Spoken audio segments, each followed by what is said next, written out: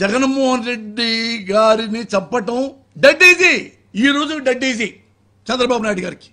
పాతయన్ని మీరు చూశారు కదా, పాతయన్ని మీరు చూశారు. ఎలా ఎంతమంది చంపాడో, ఎంతమంది ఎరాడికేట్ చేస్తాడో. ఇప్పుడు మరి ఎవరు కాపాడతారు? మోడీ వాళ్ళు.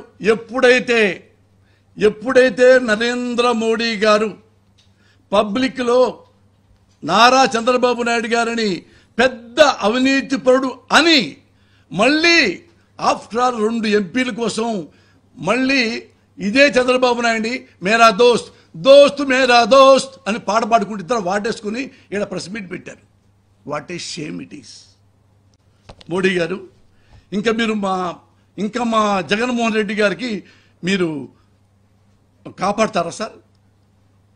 ఎట్లా కాపాడతారు సార్? మీరు ఓ చంకలో మీరు చంద్రబాబును పెట్టుకొని ఎట్లా సార్? అవినీతి పోవడం మీరే అన్నారు.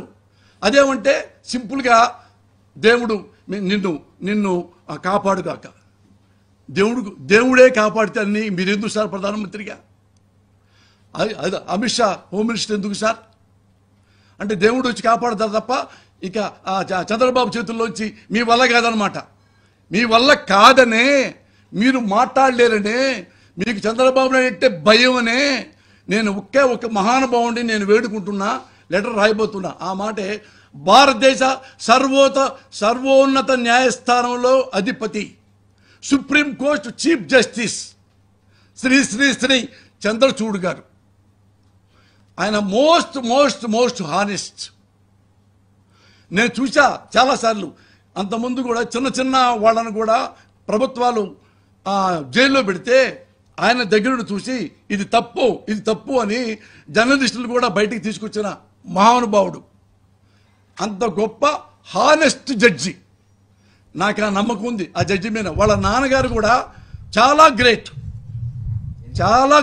చాలా సంవత్సరాలు ఆయన కూడా చీఫ్ జస్టిస్ అయ్యాడు. ఇప్పుడు ఈ మహానుభావుడు చంద్రచూడ్ ఒక్కడే ఈ భారతదేశంలో ఎవడు ప్రాణమైనా కాపాడగల సత్తా ఆ మహానుభావుడికే ఉంది. ఆ మహానుభావుడికే నేను లెటర్ రాయబోతున్నా. అయ్యా ఏమడగట్లా మేము, న్యాయం కూడా వద్దు, ఆంధ్ర రాష్ట్రం రండి, ఒక రోజు తిరగండి. మా ముఖ్యమంత్రి పరిస్థితి ఎలా ఉందో, చంద్రబాబు నాయుడికి అహంకారం ఎలా ఉందో, లెక్కలేనితనం ఎలా ఉందో ఒకసారి మీరు చూడండి. మీరు మా ముఖ్యమంత్రి గారిని కాపాడండి. అదే నేను మీకు రాయబోతున్న లెటర్. ఈయన ఉన్నాడు మన భారతదేశంలో, ఇంకా న్యాయం ఉందటానికి చంద్రచూడ్ గారే నిదర్శనం. ఆయన ఒక్కడే మా జగన్ గారిని కాపాడుతాడని నమ్మకం ఉంది. అందుకే ఆయన రిక్వెస్ట్ చేస్తున్నా, సార్ నాకైనా అపార్ట్మెంట్ ఇవ్వండి, లేదా ముందుగా లెటర్ రాస్తున్నాను, మా జగన్ బాబుని కాపాడండి అని. గ్యారంటీగా ఎంత లేట్ అయితే మాకంత ప్రమాదం. ఎనీ టైం 24 గంటల్లో కూడా చంద్రబాబు నాయుడు గారు ఎలా చంపాలి, ఇది మిస్ అయింది, ఎలా చంపాలి, ఇది మిస్ అయింది, ఎలా చంపాలి, ఇది మిస్ అయింది, ఇది మిస్ అవ్వకుండా ఎలా చంపాలి జగన్మోహన్ రెడ్డిని అదే ఆలోచిస్తూ కూర్చున్నాడు. అర్థమైందా? అందుకని నేనేమంటున్నా అంటే ఆంధ్రదేశ ప్రజల్ని దయచేసి ఇలాంటి దుర్మార్గుడికి, ఏది ఎన్టీ రామారావు చంపిన దుర్మార్గుడికి, రంగాన్ని చంపిన దుర్మార్గుడికి 23 సిగ్గు లేకుండా పబ్లిక్గా జగన్మోహన్ రెడ్డిని సైకో అని, జగన్మోహన్ రెడ్డి రౌడీ అని, జగన్మోహన్ రెడ్డిని అవినీతిపోవడం చెప్పి ఆయన ప్రజలు ఇచ్చిన 23 ఎమ్మెల్యేని నువ్వు సిగ్గు లేకుండా మొదలుపెట్టి కొని ఇంకా అతని మీద నువ్వు అవినీతిపోవడం చెప్తావా? పబ్లిక్గా దండలు పేరేసి. అలాంటి వాడు గుర్తుపెట్టుకోండమ్మా ప్రజలు, ముఖ్యంగా పేద ప్రజలు. మీరు అతను ఏవైనా చేస్తాడు. ఏది హైదరాబాద్లో కనుక ఇట్లాంటి వాడే, చంద్రబాబు లాంటి వాడే ఒక డైలాగ్ చెప్పాడు, హైదరాబాదులో అన్నీ ఉన్నాయి, రైలు మార్గం ఉంది, బస్సు మార్గం ఉంది, విమాన మార్గం ఉంది, సముద్ర మార్గం లేదు. అందుకని నాకు ఓటేస్తే హైదరాబాద్కి సముద్రాన్ని తీసుకొస్తా. సముద్రాన్ని ఎలా తీసుకొస్తావురా నువ్వు అంటే, ఏమయ్యా 1947లో మనకి స్వతంత్రం లేదు, స్వతంత్రం తెచ్చుకోలేదా, అలాగే సముద్రాన్ని తెచ్చుకుంటా అన్నంత దుర్మార్గుడు నారా చంద్రబాబు నాయుడు. గుర్తుపెట్టుకో, ఏ ఒక్క హామీలు నమ్మొద్దమ్మా. మీరు జీవితకాలం సంతోషంగా ప్రశాంతంగా మీ ఇంటికే డైరెక్ట్గా మళ్ళా ఆడపడుచులు వాలంటీర్ల పేర, అన్నదమ్ములు మీ మనవళ్ళు వాలంటీర్స్ పేర మీ ఇంటికే వచ్చి మీ ఇంటికే డబ్బులు ఇస్తారు. మీరు జగన్మోహన్ రెడ్డి గారికే ఓటు వేయండి. ఆయన గెలిస్తేనే మీ జీవితాలు బాగుపడతాయి. అబోవ్ ఆల్ ముస్లిం సోదరులకు చెప్తున్నా, ముస్లిం సోదరులారా, నేను ఈ కులాల గురించి మతాల గురించి మీకు చెప్పదలుచుకోవాలా. భారతదేశం మొత్తం చూస్తున్నారు. ది గ్రేట్ చంద్రబాబు నాయుడు గురించి మొత్తం చూస్తున్నాడు. చంద్రబాబు నాయుడు మీ ముస్లిం సోదరులు ఎంతమంది ఎన్నిసార్లు మోసం చేశాడో మీరు గుర్తుంచుకోండి. చిన్న ఎగ్జాంపుల్ చెప్తా. ఆయన మీ మసీదుకి వచ్చాడు, మీ అందరిని కూర్చోబెట్టాడు. అల్లా సాక్షిగా చెప్తున్నా, నేను జీవితంలో బీజేపీతో కలవను అంటే మీ క్లాప్స్ కొట్టి అతను గెలిపించాడు. మళ్ళా సెకండ్ టైం మళ్ళా బీజేపీతో కలిశాడు, ఓడిపోయాడు. మళ్ళా వచ్చాడు అదే మసీద్కి. అల్లా సాక్షిగా చెప్తున్నాను, తప్పైపోయింది, మళ్ళా వద్దనుకొని కూడా మళ్ళా బీజేపీతో కలిశాను, ఏదో రాష్ట్ర ప్రయోజనాలు కలిసి అనుకొని. కానీ వాళ్ళు దొంగలు, మతోన్మాదులు. ఈసారి నుంచి అసలు నేను బీజేపీ ముఖమే చూడను అని అయినా మళ్ళా పాపం ఆయన ఓట్లేశారు ముస్లిం సోదరులు. ఇప్పుడు మళ్ళీ డైరెక్ట్గా వెళ్ళిపోయి వాళ్ళ కాళ్ళ దగ్గర పడిపోయి మళ్ళీ పొత్తు పెట్టాడు. ఇలాంటి దుర్మార్గుడిని మీరు నమ్ముతారా? వాడు గుర్తుపెట్టుకోండి, ఈ ఆంధ్రదేశంలో ఎన్ని మసీదులు ఉన్నాయి, ఎన్నో దర్గాలు ఉన్నాయి. ఇతనే ఏం చేస్తాడు చెప్పంటారా? ఇప్పుడు ఎందుకంటే ఏ పొత్తులో ఉన్నాడు తెలుసుగా మీకు. ఏ పొత్తులో ఉన్నాడో అతను ఎలాంటి వాడంటే, చివరికి మీ మసీదు ఉందనుకోండి, ఆ మసీదు కింద 500-600 ఏళ్ల కిందట ఏ దేవుడు ఉన్నాడంట, ఆ మసీదు తీసేయండి అన్నా అనగలడు. అతనికి మనుషులంటే అసలు విలువే లేదు, దేవుళ్ళంటే గౌరవమే లేదు, పూజనీయ భావం లేదు. దయచేసి ప్రజలందరినీ ఆత్మబంధువులుగా భావించే జగన్మోహన్ రెడ్డి గారిని మీరు నమ్మండి, మీరు ఆదరించండి. అదే ఎప్పుడు నేను చెప్పదలుచుకున్నాను మీకు.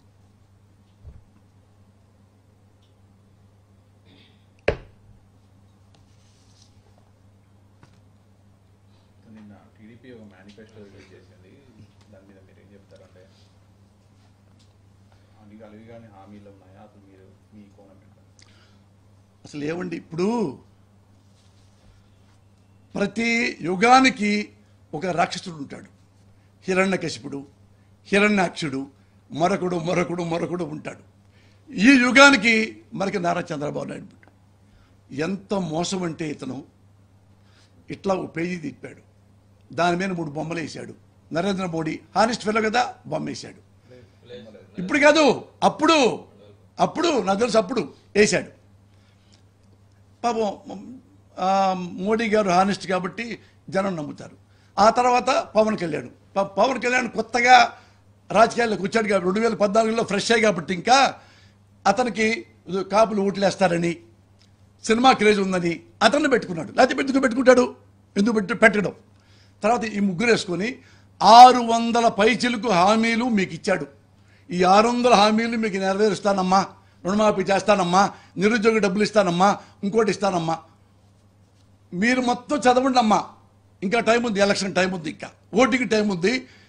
ఈ పేదల్లో చదువుకున్న పిల్లలుగా ఉన్నారు కదా, ఇప్పుడు నాడు నేటికి వెళ్తున్నారు కదా, ఆ పిల్లల్ని ఇంట్లో కూర్చోబెట్టుకోండి.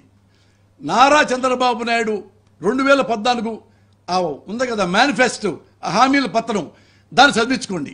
1, 2, 3 చదివించుకోండి పిల్లలతో. ఒక్కొక్క లెక్కేసుకుంటే వెళ్ళండి.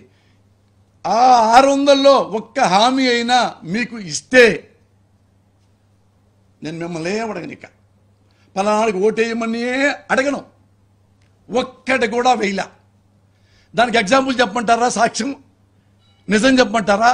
ఇప్పుడు అన్యాయంగా అడ్డదారుల్లో జగన్ని చంపలేకపోయాడు, ఎందుకైనా బెటర్ అని చెప్పి మళ్ళీ కొత్త హామీలతో వచ్చాడు. బస్సులో ఫ్రీ అంట. అమ్మా, మీరు ఇంట్లో పనులు గిల్లు మానేసేసి బస్సు ఫ్రీకి ఇచ్చాడని బస్సులో తిరుగుతుంటారా? బస్సులోకి తిరుగుతుంటారమ్మా మీరు? స్నానం చేసి మంచి బట్టలు కట్టుకొని ఏ తమ్ముళ్ళు అమ్మాలను పంపిస్తారా? బస్సుకి తిరిగిరా? దేనికి బస్సుకి తిరగాలి? ఎప్పుడో దేవుడి దగ్గరికి వెళ్తాం. ఒక్కసారి జగన్మోహన్ ఇస్తున్నాడుగా మీకు 15,000 అమ్మఒడి, నాడు నేడు చేస్తున్నాడుగా, మీ ఇంటి పెన్షన్ వస్తుందిగా, 100 రూపాయలు పెడితే బస్సు ఎక్కుతావు, 10 రూపాయలు పెడితే బస్సు ఎక్కుతావు. దానికి పెద్ద హామీ అంట. దాని హామీ అమ్మా, బస్సు ఎక్కితే 10 ఏళ్ళు ఆయుష్ పెరుగుద్దా మీకు? మీ జీవన ప్రమాణాలు పెరుగుతాయా? మీ ఇంట్లో 2 పూట్ల అన్నం కడుపు నిండుద్దా? బస్సు అంట ఎక్కడండి మీ ఇష్టం పో, నేను ఎక్కిస్తా. ఇది హామీయా? అది మీరు నమ్ముతారా? దొంగ ఒక్కటి కూడా మీకు చెయ్యడు. పొరపాటున ఓటేసి సీఎం అయ్యాడు అనుకో, ఇప్పుడు ఇచ్చారు, ఎప్పుడు దాకా జగన్ బాబు మీకు ఇచ్చాడే ఇళ్ళు స్థలాలు, అవన్నీ తీసుకుంటాడు వెనక్కి. మీకు డౌటే లేదు, మీ మొత్తం వెనక్కి తీసుకుంటారు. మీకు పెన్షన్ ఎలా, ఎందుకు ఇవ్వాలి అని మొత్తం లాగేసుకుంటాడు. నాడు నేడు మీ పిల్లలు, మా పిల్లలతో పాటు మీ పిల్లలు కూడా ఇంగ్లీష్ చదువుతారా? నా దేవాంశ ఇంగ్లీష్ చదువుతాడు, నా మనవడు. మీ పిల్లలు ఎందుకు ఇంగ్లీష్ చదవాలి? తేడా ఉండొద్దు అన్నాడు కదా. ఎస్సీల్లో పుట్టాలు ఎవరు కోరుకుంటారు అంటే, ఎస్సీలు అంటే ఎవరు? మాలా మాదిగ సోదరులు, మాలాళ్ళు, మాదిగాళ్ళు. ఈ కులంలో పుట్టాలని ఎవరు కోరుకుంటారా?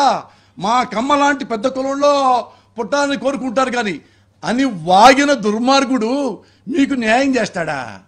మీకు బుసెక్కిస్తాడా? ఇంకనేం విమానం ఎక్కి వారం అమెరికా చూపిస్తారు. అందులో ఏదైనా చేస్తాడు, హైదరాబాద్ సముద్రంలాగా. దుర్మార్గుడు, అస్సలు నమ్మొద్దు. ఎందుకు చెప్పంటారా? మోడీ గారు ఇప్పుడు మళ్ళీ వచ్చింది కదా మేనిఫెస్టో కొత్తది. అందులో ఇదివరకు ఫస్ట్ 3 ఉండే బొమ్మలు, మోడీ, పవన్ కళ్యాణ్, చంద్రబాబు. ఇప్పుడు 2 ఉన్నాయి. ఎందుకు చెప్పండి? ఇప్పుడు 2 ఎవరికి ఉన్నాయి? పవన్ కళ్యాణ్ గతి లేదు, అక్కడే ఉంటాడు, అందుకే ఆయన ఫోటో. చంద్రబాబు నాయుడు అతనిదే, వాళ్ళు ఇద్దరే పెట్టుకున్నారు ఇప్పుడు అన్నదమ్ముల్లాగా పక్క. మరి మూడోది మోడీ ఏమైంది చెప్పండి? మోడీ ఏముందో చెప్తే మీకు ఒక్కోళ్ళకి 100 రూపాయలు ఇస్తా గిఫ్ట్. నేనే చెప్తాను మీకు. మీరు అమాయకులు, మీకు అన్నీ తెలియవు కదా, పేపర్ చదవలేరు కదా. అందుకని నేను చెబుతున్నానమ్మా, ప్రమాణ సాక్షిగా నేను మీకు ఎప్పుడూ నిజాలే చెప్తా. నాకే ఆశలు ఆశయాలు లేవు. నేను అన్నీ ఉన్నవాడిని. దేవుడు నా పెళ్ళాం బిడ్డలతో సంతోషంగా ఉన్నా. తల్లి సాక్షిగా మీకు ఎప్పుడు ఒక్క మాట కూడా అబద్ధాలు చెప్పి రాంగ్ రోడ్ని పట్టించుని తల్లి. ఎప్పుడైనా ఒక అబద్ధం ఆడా పోసానంటే వచ్చి చెప్పుతో కొట్టండి నన్ను.